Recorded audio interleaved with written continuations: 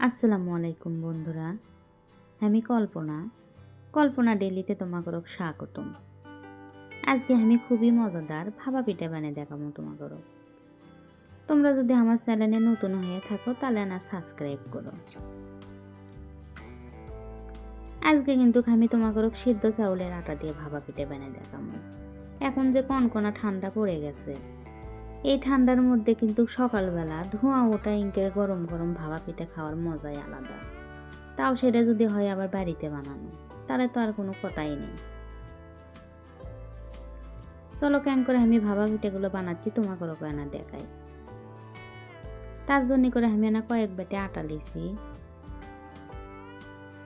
আর এই আটাটা কিন্তু একবারে শুকনো লয়, না হালকা ভেজাই আছে। এর মধ্যে এখন না স্বাদ অনুযায়ী লবণ দিয়ে দিন। লবণটা দিয়ে আটার সাথে না ভালো করে মিশেল করে মেখে নেব।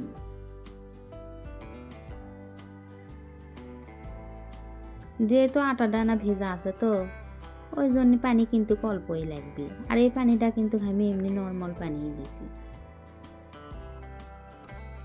অল্প অল্প করে পানি দিয়ে এখন না মেখে নেব। ভাপা পিঠা মাখাত কিন্তু আবার একবারে বেশি করে পানি দেওয়া যাবে না, অল্প অল্প করে পানি দিয়ে মেখে নেওয়া লাগবে। আর যদি একবারে শুকনো চাউলের আটা হয় তাহলে কিন্তু কুসুম গরম পানি দেওয়া লাগবে। দেখো পানির পরিমাণটা কিন্তু কম হচ্ছে, ওই জন্য দলা পাকার সাথে সাথেই কিন্তু ঝরঝর করে পড়ে গেল। আবার না সামান্য পরিমাণে পানি দেব, দিয়ে আবার না ভালো করে পানি দিয়ে মেখে নেব। মাখাটা একবারে বেশি ঝরঝরাও করবো না, আবার বেশি দলা পাকা ভেজাও করবো না। দেখো পানির পরিমাণ ঠিক আছে, মুট করার সাথেই কিন্তু ভেঙে যায়নি। আবার সামান্য পরিমাণে ডলা দিলেই ঝুর ঝুর করে পড়ে যাচ্ছে।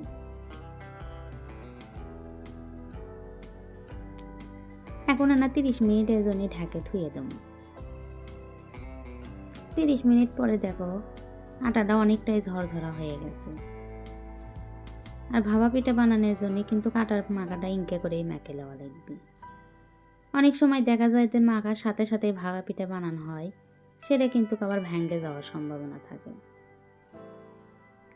এখন না আমি একটা প্লাস্টিকের ডালা দিছি। আর এই ডালার কিন্তু দেখো ফাঁসগুলো কিন্তু একবারে চিকন।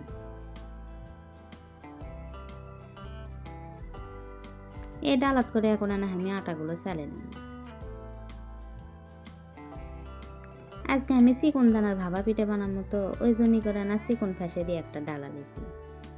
আর আগেকার দিনে দেখা যাচ্ছিল যে নেটের টুকরো দিয়ে চালিয়েছিল, সেটার কিন্তু দানা না মোটা দানা থাকিছিল, সেটাও ভালো লাগে, এটাও ভালো লাগে।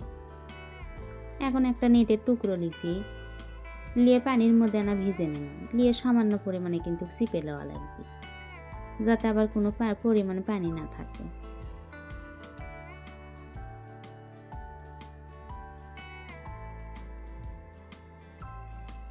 এদিকে আমি একটা বাটি লিছি, ভাপা পিঠাটা না বাটিত করে তৈরি করে নিই। আর আজকের ভাপা পিঠাগুলো কিন্তু দেখো আমি বেশি বড় বড় বানাবো না, মাঝারি সাইজেরই বানাবো। ইনকে সাইজের বানালেই কিন্তু দেখতে সুন্দর লাগে। সামান্য পরিমাণে আটা দিয়ে এর উপর এখন না গুড় দিয়ে দিচ্ছি। যেহেতু বাড়িতে বানানো তো গুড়ের পরিমাণটা না বেশিই দিচ্ছি।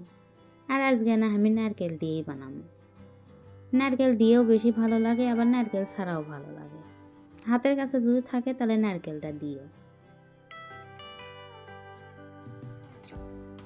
যারা কোনো দিন যে ভাপা পিঠা বানায়নি, দেখা যায় যে প্রথমবার বানাবে গেলে কতটা কঠিন মনে হয়, কিন্তু একবার যাই বানাবি তার বারবার বানাবে মন চাবি।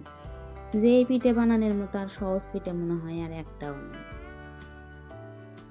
দেখো গুড়ের ওপর নারকেল না পিষে দিয়ে এর ওপর আবার না আটা দিয়ে দিচ্ছি, দিয়ে না সমান করে নেব বাটিটা ভালো করে, দিয়ে কোনো রকম না হালকা হাতে কিন্তু চাপ দিয়ে নেব, যাতে ভাপের উপর দেওয়ার সাথে বাটি তোলার সাথে সাথে আবার ভেঙে না যায়। ওই জন্য না হালকা চাপ দিয়ে নেন, আবার বেশি জোরে ঠেসে ঠেসে লয়।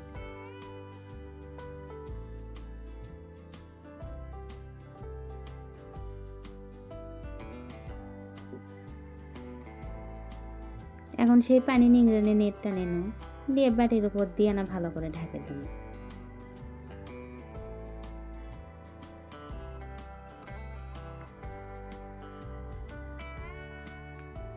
এইদিকে আমি হাঁসেলের জালটা ধরে দিয়ে ভাপা পিঠের পাল্লেতে না পানিটা গরম হওয়ার জন্য দিয়েছিল। পানিটা একবারে বলকিচ্ছে, ভাপটাও উঠিচ্ছে। এখন তার মধ্যে ভাপা পিঠেটা দিয়ে দেন, দিয়ে দেখো বাটিটা তুলে নেন, এনাও কিন্তু ফাটে যায়নি। তার মানে আমার আটা মাখাটা একবারে ঠিকঠাক আসলো। ওই জন্যই করে দেখো পিঠে দেওয়ার সাথে সাথে কিন্তু ভেঙে যায়নি। এখন এনা ঢাকে দিয়ে 2 মিনিটের মতো জাল দেন।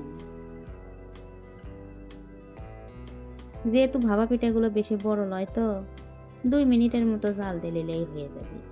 আর যদি সামান্য পরিমাণে বড় হয় সেই ক্ষেত্রে না 3-4 মিনিট জাল দিলে অনেক।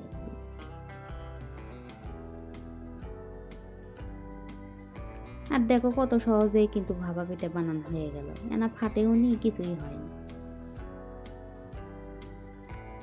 চলো আজকে তোমাকে আমি এমনি পারলে তো না বানিয়ে দেখাচ্ছি। অনেক সময় দেখা যায় যে পারলে থাকে না ভাপা পিঠের, তার জন্য করে ভাপা পিঠে বানিয়ে খাওয়াই হয় না।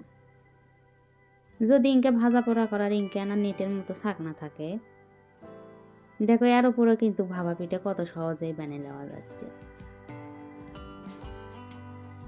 তাহলে আর কোনো চিন্তাই থাকলো না যে পারলে নাই দেখে ভাপা পিঠে খাবো না। দেখো কত সহজেই কিন্তু ভাপা পিঠেগুলো বানানো হয়ে গেল।